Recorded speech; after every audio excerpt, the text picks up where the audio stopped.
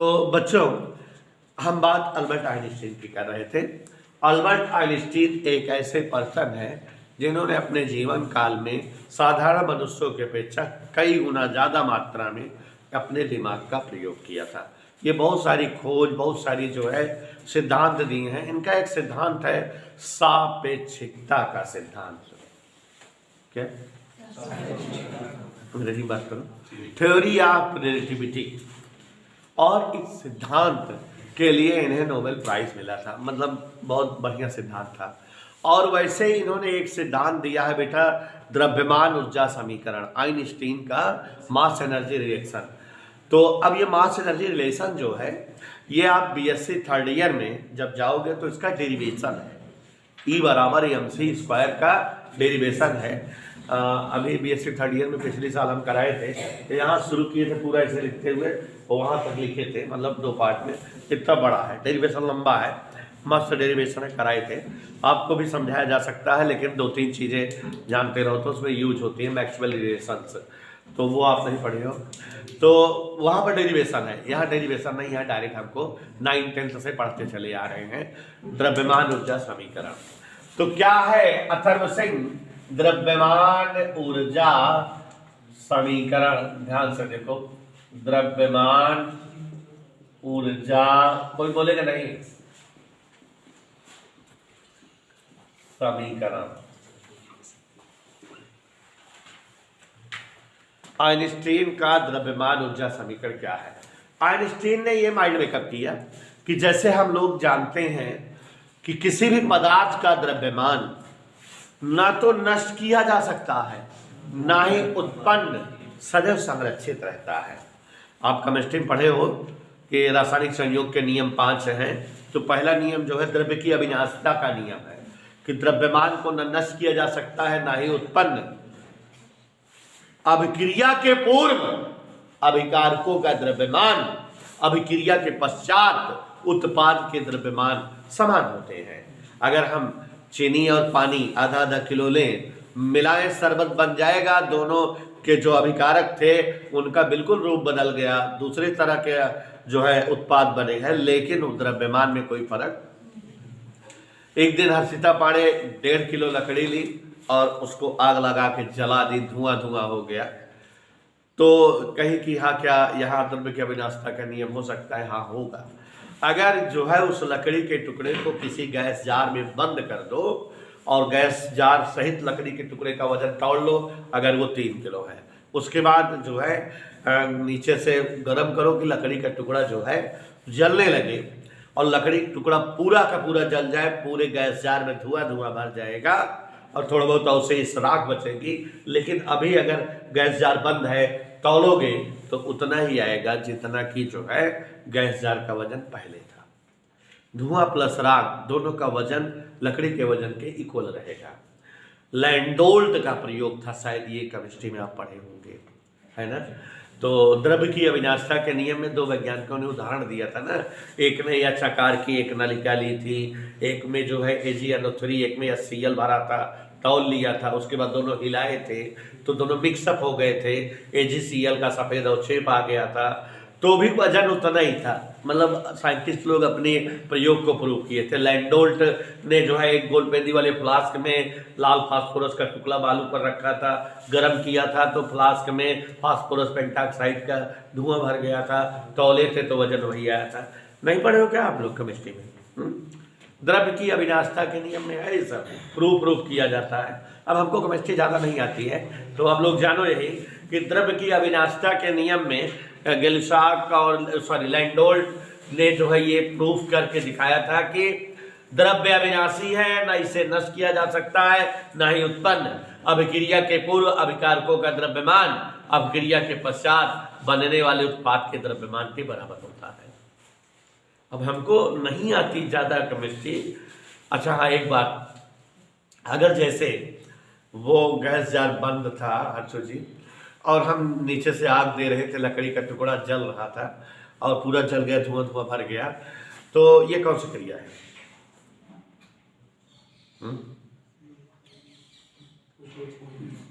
इस रिएक्शंस को कुछ नाम है क्या?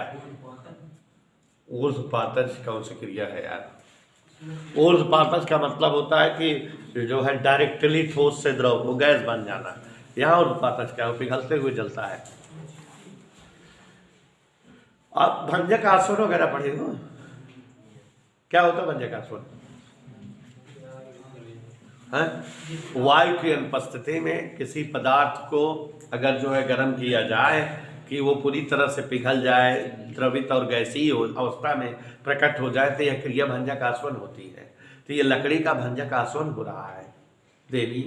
और भंजक आसवन के पश्चात बहुत सारे मटेरियल मिलते हैं। आपको याद हो कि जो धुआं मिलता है उसमें कोल गैस और वाटर गैस ये होती हैं, और उत्पाद के रूप में कोलतार जो बचता है, और शेषी पदार्थ कोलतार जो डामल उबल होता है, इस तरह से। तो ये सब भंजक आसवन वगैरह नहीं पढ़े हो? लकड़ी का भंजक आसवन का अच्छा सब पढ़े आप? हमारे के भी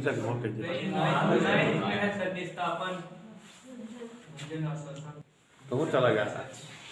तो बाय द वे हम लोग जो है ये जानते हैं कि द्रव्य अविनाशी है, न इसे नष्ट किया जा सकता है, न ही जो है उत्पन्न।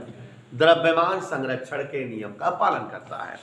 ऐसे ही धवन जी हमें ऊर्जा के बारे में भी पता है। आइंस्टीन उसको भी सोचा है कि ऊर्जा तो भी अविनाशी होती है, न इसे नष्ट किया जा सकता है, न ही इसे उत्पन्न एक रूप से दूसरे रूप में बदला जा सकता है।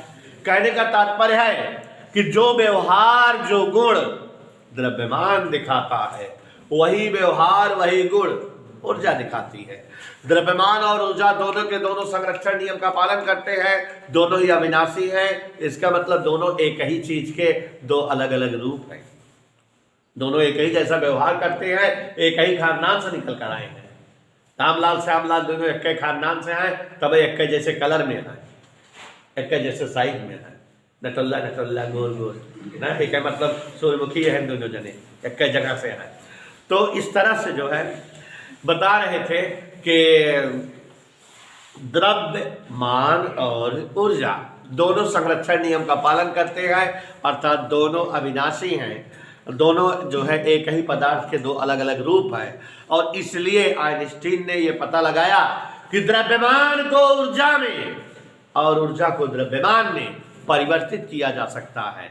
और उन्होंने तमाम प्रयोग किया, द्रव्यमान को ऊर्जा में बदलने का बहुत सारा प्रयोग किया, ऊर्जा को द्रव्यमान में बदलने का बहुत प्रयोग किया, और फिर एक संबंध या एक सूत्र स्थापित कर लिया जिसके द्वारा द्रव्यमान से ऊर्जा और ऊर्जा से द्रव्यमान की प्राप्ति की मात्रा का पता किया जा सकता है। आइंस्टीन ने कैलकुलेशन के उपरांत शोध के रूप में बताया कि यदि कभी किसी पदार्थ का अल्प द्रव्यमान डेल्टा एम ऊर्जा में बदलता है तो प्राप्त ऊर्जा delta E delta M into C square होती है। ये आइंस्टीन ने कैलकुलेशन के पश्चात द्रव्यमान और ऊर्जा में एक समीकरण स्थापित किया। आइंस्टीन के द्वारा द्रव्यमान और ऊर्जा के लिए दिए गए समीकरण को आइंस्टीन का द्रव्यमान ऊर्जा समीकरण कहा जाता है। यदि किसी पदार्थ का अल्प द्रव्यमान डेल्टा एम ऊर्जा में बदले तो प्राप्त ऊर्जा डेल्टा ई बराबर delta M into C square. एक बात अजीबोगरीब बताना चाहूंगा कि ये जो ऊर्जा प्राप्त करने का तरीका आइंस्टीन ने खोजा, ये दुनिया के अन्य तरीकों से बहुत ही अजीबोगरीब तरीका था। जो आज तक और तरीके थे ऊर्जा प्राप्त करने के, जैसे आप लकड़ी जला के, पेट्रोल जला के, डीजल जला के, या मिट्टी के तेल से, या किसी और माध्यम से कंडी ऊपरी ऊपरी जला करके ये ऊर्जा निकालती हैं। तो जितने भी माध्यम से ऊर्जा की प्राप्ति होती थी उन सभी में ये तरीका महाभवकारी था, इसकी कोई टक्कर नहीं थी।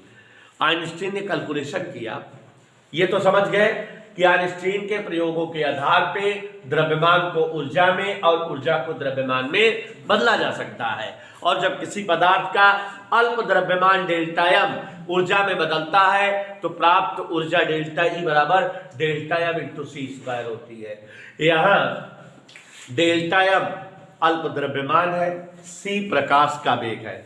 आइंस्टीन ने यह कैलकुलेट किया कि अगर इस तरीके से ऊर्जा बदली जाए, ऊर्जा प्राप्त की जाए, तो बहुत अपार मात्रा में ऊर्जा मिलती है, जिसका कोई जो है तोड़ नहीं है, जोड़ नहीं है। अब आप समझो कि द्रव्यमान से ऊर्जा बना रहे हैं, अगर हम थोड़ा सा द्रव्यमान ले लें, कितना दिखान तो बचा सकते, थोड़ा सा द्रव्यमान मतलब माछिक मूल के बराबर द्रव्यमान ले लें। माछिक मूल के बराबर द्रव्यमान माने बहुत कम भागीदार है। जैसे चीनी के एक छोटा टुकड़ा, गणित के भाषा में बोली तो 1 ग्राम, ज्यादा से ज्यादा 1 ग्राम हो कि ना है। माछिक मूल कितने वजन को होते? 1 ग्राम को होते भाई, 1 ग्राम तो होता है, बुढ़वा काट के तौला मछलिया का है। और या चीनी का एक छोटा टुकड़ा माने बहुत अल्प द्रव्यमान होता होगा कि नहीं? तो 1 ग्राम द्रव्यमान चलो देखा जाए अगर जो है ऊर्जा में बदले तो कितनी ऊर्जा मिले। यदि किसी पदार्थ का अल्प द्रव्यमान बोले तो माछिक मूल के बराबर, या आर्सलान एक चीनी टुकड़े के बराबर, आर्सलान 1 ग्राम द्रव्यमान के बराबर है ना। तो अगर 1 ग्राम द्रव्यमान ऊर्जा में बदले तो प्राप्त ऊर्जा डेल्टा ई बराबर, मिश्रा जी डेल्टा एम की जगह क्या लिखेंगे? 1 ग्राम। सी की जगह क्या लिखेंगे? यकीन करो मेरा 1 ग्राम को 1 × 10⁻³ 3 का 9 × 10⁻16 9 × 10⁻13। तो जब 1 ग्राम द्रव्यमान मतलब अल्प द्रव्यमान ऊर्जा में बदला तो 9 × 10⁻13 जूल ऊर्जा बनवा तैयार हो गया। अब 10⁻13 का हुआ 1 घात प्रहत इकाई, 2 घात प्रहत दहाई, सैकड़ी, हजार, 10,000, 10,000, लाख, 10 लाख, करोड़, 10 करोड़, अरब, 10 पे अरब हो गया, 10 अरब, खरब, 10 खरब, मतलब 90 खरब जूल ऊर्जा मिली। अरे बाप रे, 1 ग्राम मात्रा अगर द्रव्यमान के ऊर्जा में कन्वर्ट की जाता तो 90 खरब जूल ऊर्जा प्राप्त होती है, जो ऊर्जा अपार मात्रा में होगी, जो अरबों टन कोयला जलाते तो मिलती। अगर जो है अरबों टन कोयला जलावा जात तो उतना ही ऊर्जा मिलत जितना कि मात्र 1 ग्राम द्रव्यमान का ऊर्जा में बदले से ऊर्जा मिलता। तो जब हम किसी पदार्थ कि मात्र 1 ग्राम द्रव्यमान को ऊर्जा में परिवर्तित करें तो इतनी अधिक मात्रा में ऊर्जा मिलती है, 90 खरब जूल ऊर्जा मिलती है, जो अरबों टन कोयले को जलाने से प्राप्त ऊर्जा के समतुल्य होती है। इस ऊर्जा को अगर साइंटिस्ट कैलकुलेशन करेंगे, इस ऊर्जा को अगर हम बुलाई कि ट्रेन का दह दी जा बेटा चलता है ऐस कर, तो अगर किसी ट्रेन को इतनी ऊर्जा दे दी जाए तो वो ट्रेन बिना रुके 24 घंटा लगातार 75 किलोमीटर प्रति घंटा के स्पीड से 10 साल तक चलत रहे। माने ये ऊर्जा इतनी ज्यादा ऊर्जा है कि जो अरबों टन जो है कोयले को जलाने से मिलती होगी उतनी ऊर्जा के बराबर है। इसकी जो है मात्रा को ऐसे समझिए कि अगर इतनी मात्रा की ऊर्जा कोई ट्रेन पा जाती है तो 75 किलोमीटर प्रति घंटा की स्पीड से 10 वर्ष तक 24 घंटा बिना रुके चल सकती है। इतनी ज्यादा मात्रा में ये ऊर्जा है।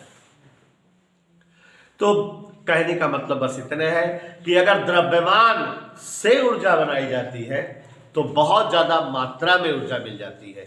ये 1 ग्राम की कहानी नहीं, तो अगर 1/8 किलो द्रव्यमान का ऊर्जा बदल दे तो इतना ऊर्जा बन जाए कि 5-7 जिला उड़ा देगा बचपन के।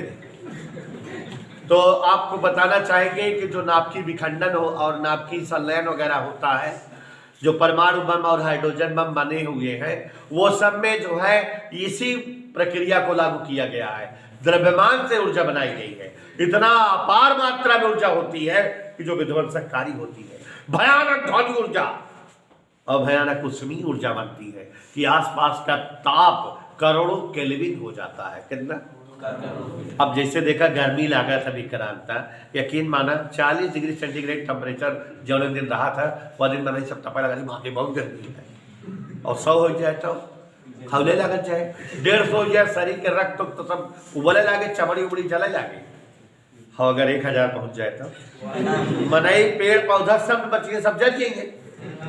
1000 टेम्परेचर में सब टहक जाएंगे, लोहा सोहा सब पिघल जाए, जब चारों कत्ती के सब पिघले लागे, आ गए आप चारों कत्ती दिखाए 1000 1 लाख हो जाए तब ज्वालामुखी बन जाए, अब करोड़ हो जाए तब भोइया पिघल जाए, जमीनिया बिनिया करोड़ हो जाए तब सोच नहीं सकता है। तो जहां परमाणु बम विखंडन होता है देवियों, वहां करोड़ों केल्विन का टेम्परेचर 10⁻⁷ के कोटि का टेम्परेचर बन जाता है। और इसलिए वहां तक जो है इस तरह का भयानक परिवर्तन होता है कि जीन्स परिवर्तित हो जाते हैं। 10-12 साल लड़कियां लूला लगड़ा पैदा होते हैं। जापान में वो जो है हिरोशिमा नागासाकी में परमाणु बम गिराया गया था, तो वहां जो है अभी तक जीन्स में परिवर्तन है, पेड़ पौधे टेढ़े मेढ़े बनते हैं। वहाँ जो है निवासी वहाँ के हैं, जो पीढ़ी दर पीढ़ी वहाँ बचे हुए हैं, उनके जीन्स पर जो है वो चेंज हो गए हैं। पता लग क्योंकि गोल एस पैदा हुई है, क्योंकि मुंह टेढ़ा पैदा हुई है, क्योंकि एक आँखी वाले पैदा, मतलब ऐसे ही तो इस तरह से हम बता रहे थे कि अगर जो है द्रव्यमान से ऊर्जा गेन की जाती है तो द्रव्यमान से ऊर्जा बहुत ज़्यादा मात्रा में प्राप्त होती है। अगर किसी पदार्थ का 1 ग्राम द्रव्यमान भी ऊर्जा बदलता है तो 9×10⁻13 जूल की अपार ऊर्जा की प्राप्ति होती है। और इतनी ज़्यादा ऊर्जा आप जो है बहुत विध्वंसकारी और किसी ट्रेन को कितने की स्पीड से 75 की स्पीड से 10 वर्ष तक चला सकते हो। अब यहाँ पर ध्यान दो विक्रांत जी, जब ये समझ में आया कि द्रव्यमान से ऊर्जा बहुत ज्यादा मात्रा में मिलती है तो लोगों ने कहा कि भाई अब कम द्रव्यमान लो और कम द्रव्यमान से ऊर्जा गेन करो तो काम चला ऊर्जा मिल जाएगी, नहीं तो विध्वंसकारी ऊर्जा मिलेगी। कहाँ धर्म इतनी ऊर्जा ना खुलाऊ, तो इसलिए कम द्रव्यमान का इस्तेमाल किया जाने लगा। तो बच्चों, जैसे द्रव्यमान का भावकाली मात्रक किलोग्राम है, तो वैसे दुनिया में द्रव्यमान का एक सबसे छोटा मात्रक बनाया गया, एटॉमिक मास यूनिट, परमाणु द्रव्यमान मात्रक, जो दुनिया में बहुत छोटे कण हैं। छोटे कण बोले तो जैसे इलेक्ट्रॉन, प्रोटॉन, न्यूट्रॉन, पॉजिट्रॉन, नाभिक, परमाणु, ये सब जो हल्के कण हैं, छोटे कण हैं, जो खुली आंखों से भी नहीं दिखते, इन सब के द्रव्यमान तो बहुत कम होता होगा। और इन सब के द्रव्यमान जो कि बहुत कम है को मापने के लिए एक बहुत छोटंका मात्रक बनाया गया। और बहुत छोटंका मात्रक या छोटा मात्रक है परमाणु द्रव्यमान मात्रक, एटॉमिक मास यूनिट। क्या है? तो तिवारी चाचा यहां ध्यान दीजिए, परमाणु द्रव्यमान मात्रक केमिस्ट्री की बात है, केमिस्ट्री पढ़ते हो, लेकिन फिजिक्स में मैं आज इसको भौगोलिक समझा दे रहा हूं, केमिस्ट्री वाले कब समझाए ना। ध्यान दीजिएगा, परमाणु द्रव्यमान मात्रक एटॉमिक, और ऐसा बता रहा हूं कि याद होता जाए, परमाणु द्रव्यमान मात्रक एटॉमिक मास यूनिट। ध्यान दो, एटॉमिक मास यूनिट विक्रम, परमाणु द्रव्यमान मात्रक अत्यंत हल्के कणों, नाभिक, परमाणु, इलेक्ट्रॉन, प्रोटॉन, न्यूट्रॉन, अल्फा कण इत्यादि का द्रव्यमान मापने का मात्रक परमाणु द्रव्यमान मात्रक होता है। परमाणु द्रव्यमान मात्रक द्रव्यमान का सबसे छोटा मात्रक है। बहुत समय पहले बेटा जो गैस वगैरह होती थी उनका द्रव्यमान मापने का मात्रक होता था C612, मतलब कार्बन परमाणु। कार्बन के पदों में बहुत पहले जो है अन्य सभी गैस और इसके द्रव्यमान मापे जाते थे। तो परमाणु द्रव्यमान मात्रक की परिभाषा जो लेटेस्ट और जो थ्योरेटिकल है, काम चलाओ बता सकते हो कि यह द्रव्यमान मापने का सबसे छोटा मात्रक है। अत्यंत छोटे कणों का द्रव्यमान परमाणु द्रव्यमान मात्रक AMU में नापा जाता है।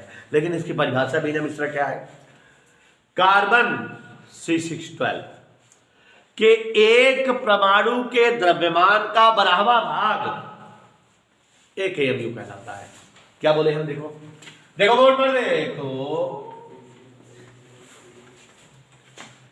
6C12 बोले तो कार्बन के एक परमाणु का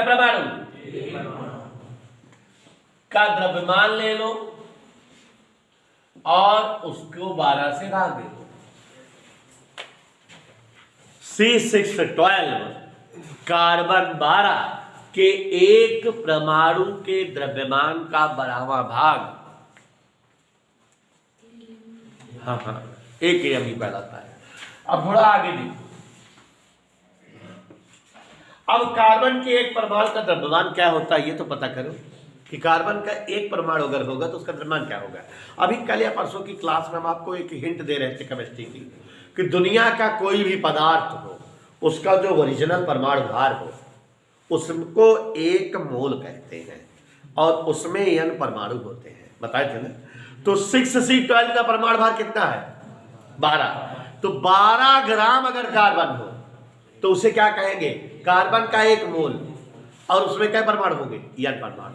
तो यहां पर ध्यान दो जरा, 12 ग्राम कार्बन माने 1 मोल कार्बन, ठीक है। और किसी भी तत्व के 1 मोल में क्या परमाणु होते हैं? n, माने कार्बन के n परमाणु। कहने का मतलब 12 ग्राम में क्या परमाणु होते हैं? तो n परमाणु का द्रव्यमान, तो 1 परमाणु के द्रव्यमान, समझ में? तो मेरे मिश्रा जी एक बार और समझो जरा, तुम तो हर सब्जेक्ट बहन हो, ध्यान से समझो। 6C12 का परमाणु भार कितना होगा बेटा? 12। तो अगर हम 12 ग्राम कार्बन ले लें तो इसका मतलब कार्बन का 1 मोल है। और नकुल चाचा, अगर जो है कार्बन का 1 मोल है तो इसका मतलब कार्बन के उसमें कितने परमाणु है? n परमाणु। तो माने कार्बन के n परमाणुओं का वजन बराबर 12 ग्राम, 1 परमाणु का वजन बराबर 12/n ग्राम। चलो लंतरा नहीं मारो, नंबरदार 12 कट गए, कितना आ गया? माने 1 AMU बराबर 1/n।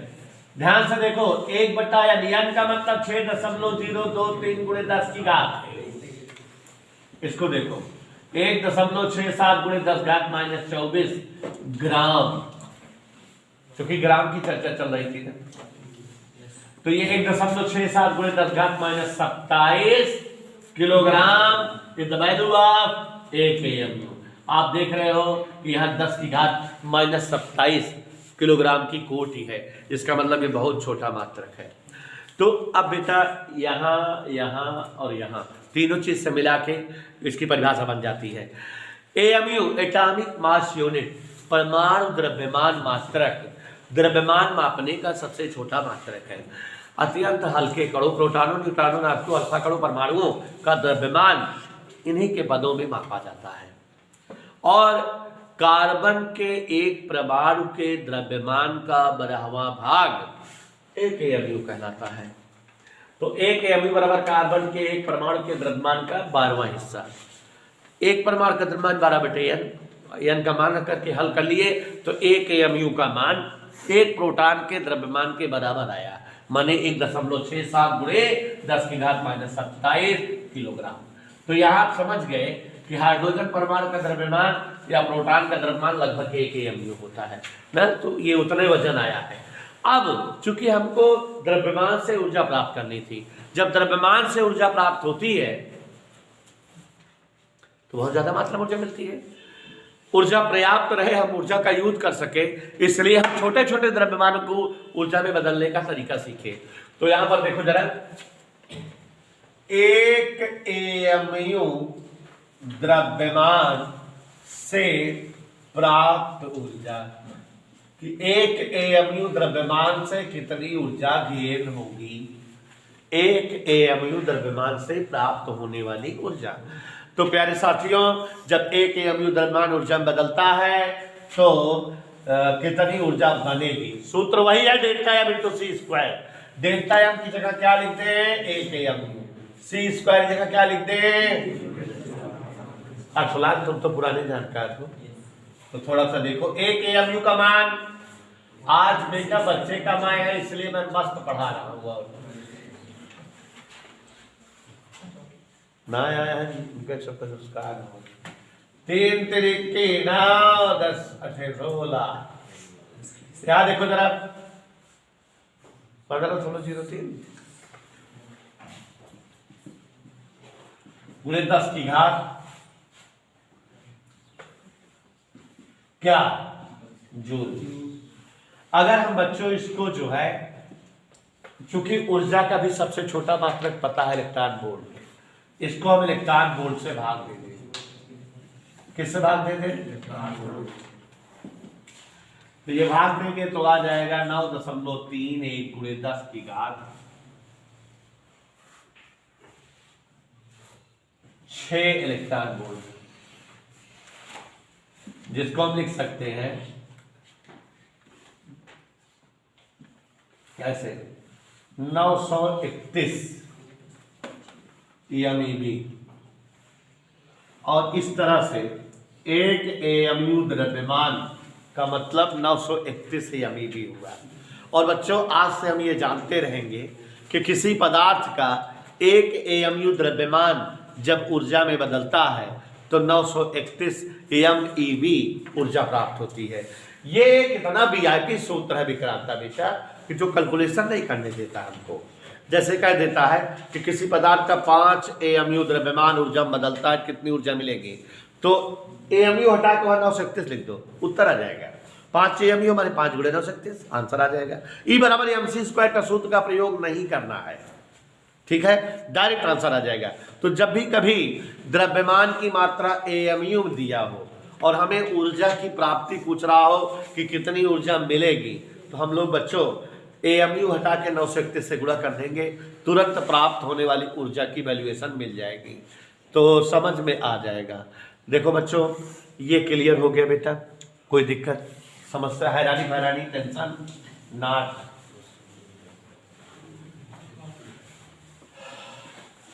कैलकुलेशन में AMU का विधिवत प्रयोग है। इस लेसन में जो ज़्यादा महत्वपूर्ण है वो सवाल आती है, एक सवाल आती है बस, तो वो है नाभ की ऊर्जा, बंधन ऊर्जा वगैरह निकालने का। अब थोड़ा सा और आपको चलते हैं। ऐसा है बच्चों कि ये जो हमारा नाभिक है, नाभिक के भीतर कई प्रकार के कणों की खोज हुई है और जो कण किलोमीटर जी नाभिक के भीतर होते हैं उन्हें चुप्पे से कह दिया गया है न्यूक्लियन। नाभिक के भीतर पाए जाने वाले कणों को न्यूक्लियन कहा जाता है। Proton, neutron, anti proton, anti neutron, positron, neutrino, anti neutrino, meson, plus pi meson, minus pi meson are the हम जने कथा बात करते हैं। यही जो है हमारे नाभिकीय कण है, माने न्यूक्लियन है। तो आप लोग तो केमिस्ट्री में सुने होंगे, इनका सबका नाम नहीं सुने हो। नाभिक के भीतर 12-13 प्रकार के कण पाए गए हैं, खोज होती जा रही है, एक एक साइंटिस्ट खोजते हैं तो उनका नाम पड़ जाता है। तो नाभिक के भीतर पाए जाने वाले anti proton, anti neutron, proton, neutron, neutrino, pi meson, plus pi meson, minus pi meson, है ना, बहुत सारे और भी हैं जिनका नाम हम नहीं ले रहे हैं। तो ऐसे बहुत सारे जो है कण हैं जो नाभिक के भीतर पाए जाते हैं। आज मैं आपको एक VIP कण से मिलाता हूँ, संदीप के जो है दोस्त हैं। अगर नाभिक के भीतर कोई ऐसे 2 कण पाए जाएं जो समान द्रव्यमान के हो, समान आवेश के हो, किंतु विपरीत प्रकृति के हो, समान आवेशी परिमाण किंतु विपरीत प्रकृति वाले नाभिक के ऐसे कण जो परस्पर मिलकर एक दूसरे को स्वाहा कर दें, एक दूसरे के प्रतिकण या एंटी कण कहलाते हैं। नहीं समझे? अगर ऐसे कोई कण हो जो समान आवेशी परिमाण के हो, 10 कूलम आवेश युग्मा सर्गे के 10 कूलम युग्म है, लेकिन एक वो बोला था देखो विपरीत प्रकृति क्या है, और दोनों को मिला जाए तो दोनों एक दूसरे के द्रव्यमान का नष्ट कर दे, एक दूसरे के अस्तित्व को समाप्त कर दे। ऐसे कण एक दूसरे के एंटी कण या प्रतिकण कहलाते हैं। नहीं समझे? फिर से सुनो। समान आवेशी परिमाण किंतु विपरीत प्रकृति के नाभिक के ऐसे सभी कण या ऐसे न्यूक्लियन जो परस्पर मिलकर एक दूसरे का अस्तित्व समाप्त कर दे, एक दूसरे के प्रतिकण या एंटी कण कहलाते हैं। जैसे प्रोटॉन और एंटी प्रोटॉन, ये एक दूसरे के एंटी कण हैं, समान आवेशी प्रवृत्ति और विपरीत आवेशी नेचर के हैं। दोनों अगर मिला दिए जाएं तो दोनों एक दूसरे को सोहा कर देंगे। Neutron anti neutron, electron positron, ठीक है, neutrino anti neutrino, plus pi के साथ माइनस पाई के साथ। ये जो जोड़े हुए कणों का नाम ले रहे हैं एक दूसरे के प्रतिकण या एंटी कण कहलाते हैं। तो बच्चों जब कभी दो प्रतिकण मिलते हैं क्या, तो एक दूसरे को नष्ट कर देते हैं। लेकिन यहां होता क्या होगा, एक दूसरे को नष्ट करते माने एक दूसरे में तो द्रव्यमान रहा होगा ना, द्रव्यमान तो नष्ट होता नहीं, तो एक दूसरे का द्रव्यमान पूरी तरह से ऊर्जा में बदल करके हमें प्राप्त होता है।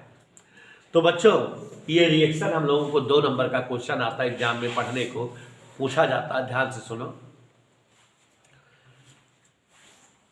जब इलेक्ट्रॉन और पॉजिट्रॉन दोनों क्या है एक दूसरे के एंटी कण या प्रतिकण हिंदी में परस्पर मिलते हैं तो एक दूसरे का अस्तित्व और संपूर्ण द्रव्यमान ऊर्जा प्रोटॉन में प्राप्त होता है।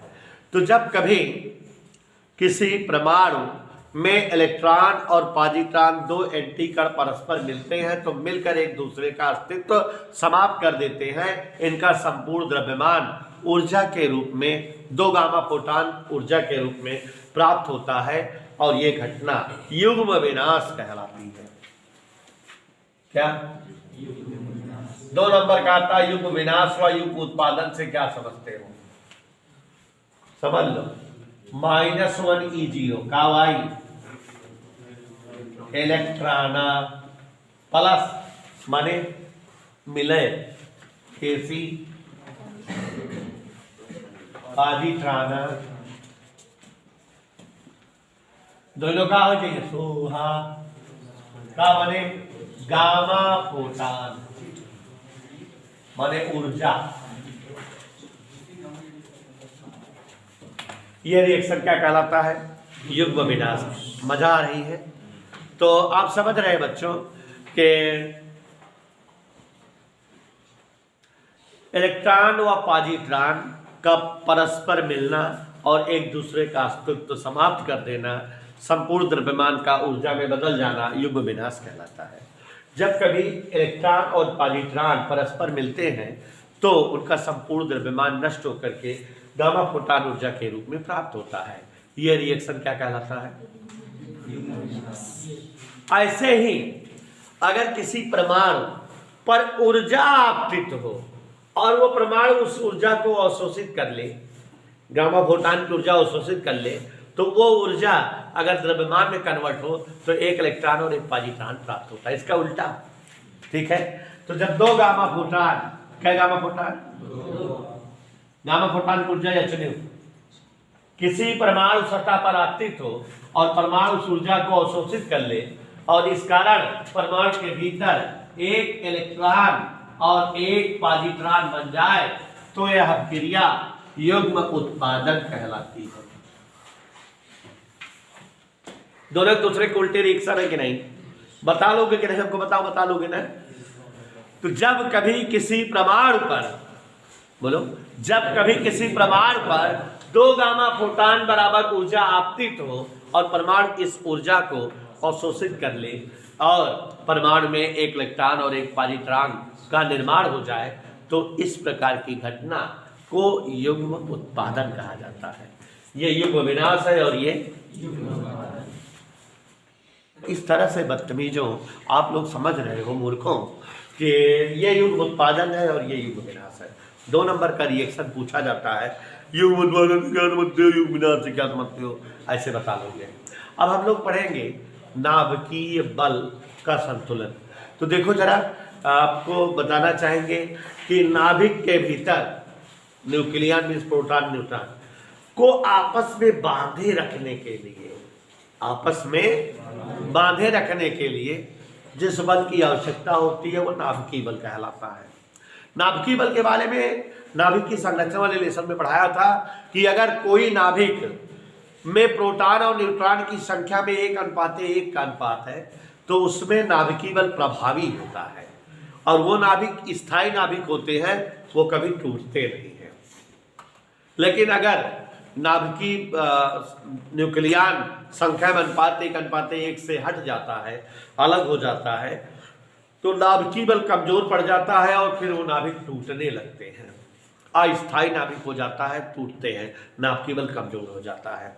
यहाँ पर मैं एक अजीब बात बताना चाहूँगा, आप ध्यान से सुनिएगा, मजा आ रही होगी सब चीज़ पढ़ने में। जैसे मीना मिश्र तो सुनो, जैसे तो का सबका हम 100 ग्राम के झोला दे दे,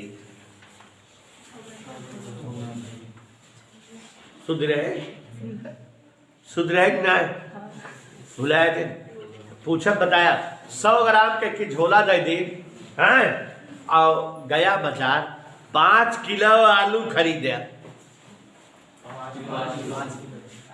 झोला में अंदर, फिर 3 किलो टमाटर खरीदा झोला में अंदर, तो अब 2 मटेरियल खरीदे कि ना, आलू टमाटर, और झोला जाए तौला।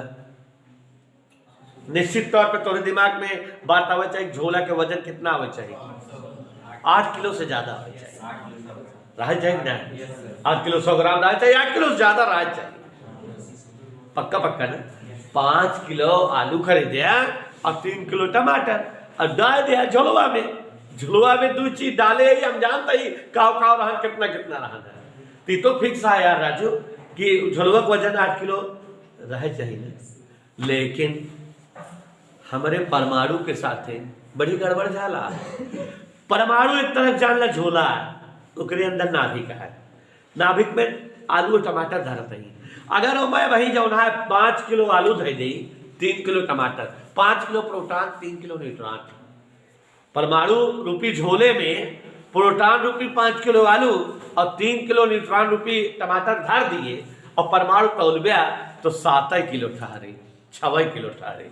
ले माने जितना मटेरियल धरे उसी वजन और कम प्राप्त होत बा, जबकि ऐसा हो सका था, संभव है ना, संभव है, लेकिन परमाणु में है कि परमाणु के जो साइंटिस्ट लोग हैं देखें कि एक परमाणु में 8 न्यूट्रॉन रहन, 6 प्रोटॉन रहे, ओका तौले 14 किलो आए, लेकिन जब परमाणु तौले लगे तो 12-13 किलो निकलत रहन। मतलब हम का कहा चाहते हैं कि जौन परमाणु है ओके ओरिजिनल वजन परमाणु भार ओकरे अंदर शामिल प्रोटॉन और न्यूट्रॉन के ओरिजिनल वजन से कम रहा था, जबकि ऐसा संभव ऐसा ना हो चाहिए ना कि भाई परमाणु झुलवा या मैं प्रोटॉन बहावत है, न्यूट्रॉन बहावत है, तो 2 जने हो मैं यहाँ है तो दोनों जने को वजन से ज्यादा वजन मिले चाहिए परमाणु के ना।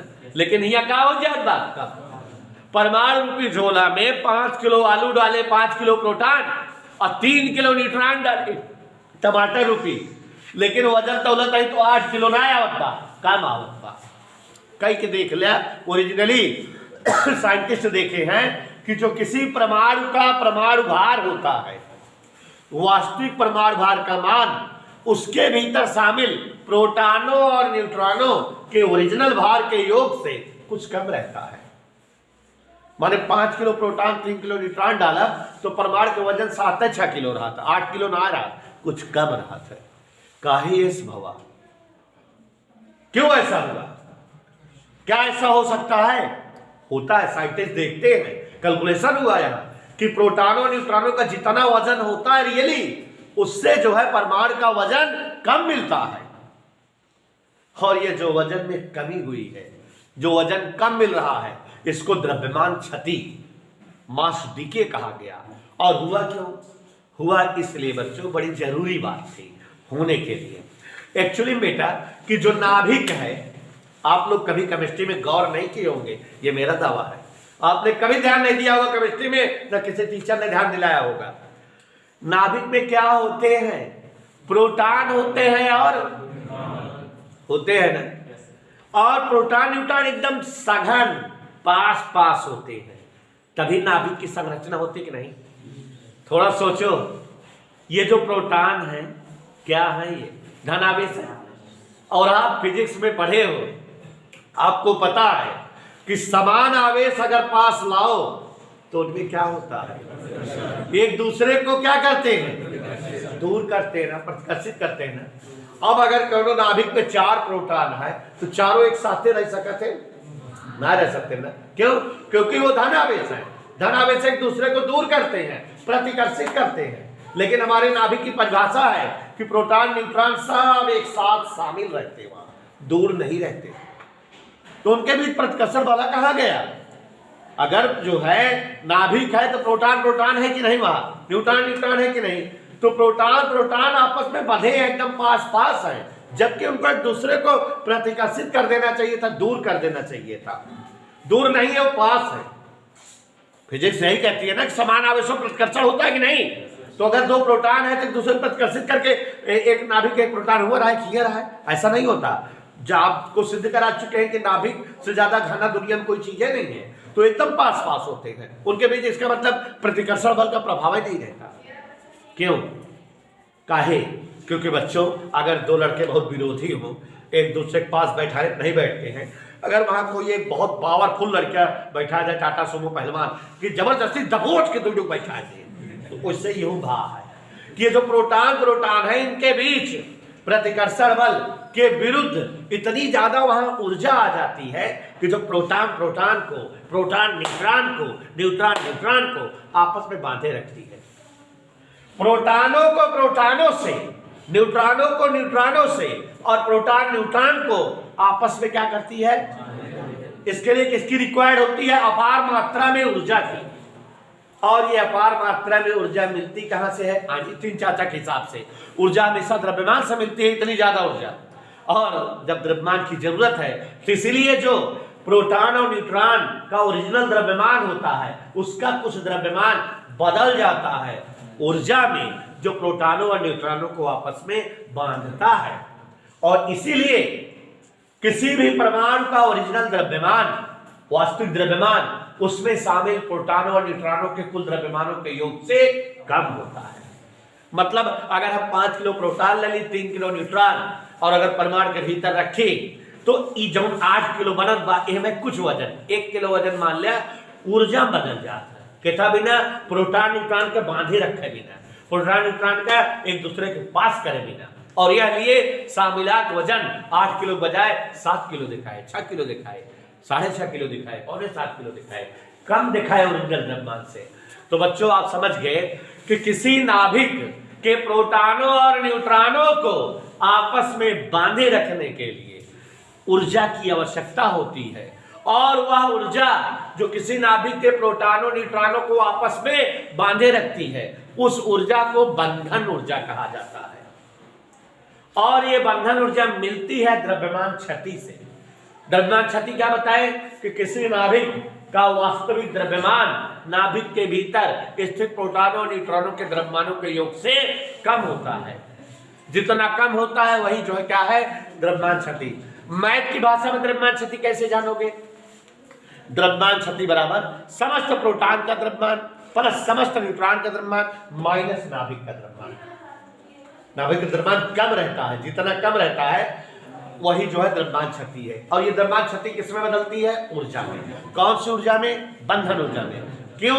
जिससे प्रोटॉन न्यूट्रॉन बंधे रहे।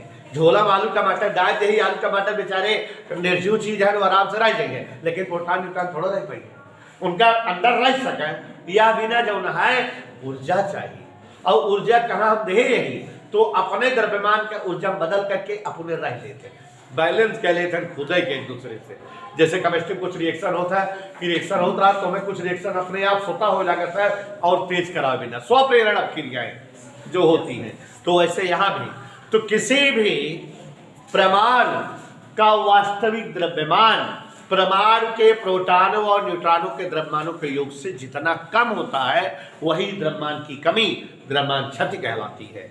और द्रव्यमान क्षति ऊर्जा में बदलती है जो नाभिक के प्रोटॉनों और न्यूट्रॉनों को आपस में बांधे रखने के लिए आवश्यक होती है। यहाँ पर ध्यान देने योग्य बात है, दो विरोधी बात। बंधन ऊर्जा की परिभाषा दो तरफ दी जाती है। किसी नाभिक के प्रोटॉनों और न्यूट्रॉनों को आपस में बांधे रखने हेतु आवश्यक ऊर्जा बंधन ऊर्जा कहलाती है। इसका उल्टा अगर कहूं प्रोटॉन न्यूट्रॉन बंधा है, उनका बंधन ऊर्जा बराबर ऊर्जा दे देवे तो अलग हो जाएगी, मतलब बंधन ऊर्जा की परिभाषा कई तरह से, किसी नाभिक के प्रोटॉनों और न्यूट्रॉनों को आपस में बांधे रखने हेतु आवश्यक ऊर्जा अथवा प्रोटॉनों और न्यूट्रॉनों को बंधन मुक्त कर देने हेतु आवश्यक ऊर्जा बंधन ऊर्जा कहलाती है। और बच्चों दिमाग में रखो, बंधन ऊर्जा निकाली कैसे जाती है। पहले द्रव्यमान शक्ति निकालेंगे, माने जैसे कोई सवाल दे देगा तो उसमें प्रोटॉन द्रव्यमान दिया रहेगा, न्यूट्रॉन द्रव्यमान दिया रहेगा, नाभिक का द्रव्यमान कहेगा बंधन ऊर्जा निकालो, तो क्या करोगे, पहले प्रोटॉन और न्यूट्रॉन द्रव्यमान जोड़ दोगे, जो सही द्रव्यमान होना चाहिए, इसको सैद्धांतिक द्रव्यमान कैलकुलेटेड मास यम सफिक्स सी कहते हैं। और जो नाभिक का वास्तविक द्रव्यमान है यम सफिक्स आर रियल द्रव्यमान, दोनों का अंतर निकालोगे तो क्या पता लग जाएगी, द्रव्यमान शक्ति डेल्टा एम, और इसको किसमें बदल दोगे, ऊर्जा में। कैसे, E बराबर delta M into C square, तो पता लग जाएगी बंधन ऊर्जा। और बच्चों अगर नाभिक में 4 न्यूक्लियन है तो जो बंधन ऊर्जा आई है उसको 4 से भाग दे दो, तो इसे कहते हैं बंधन ऊर्जा प्रति न्यूक्लियन, एक न्यूक्लियन के लिए बंधन ऊर्जा। तो किसी नाभिक की बंधन ऊर्जा और समस्त न्यूक्लियनों की संख्या का अनुपात बंधन ऊर्जा प्रति न्यूक्लियन कहलाता है। नाभिक की बंधन ऊर्जा बटे न्यूक्लियनों की संख्या। तो आप समझ रहे हैं कि बड़ा इंटरेस्टिंग लेसन है, आगे और इंटरेस्टिंग होने वाला है।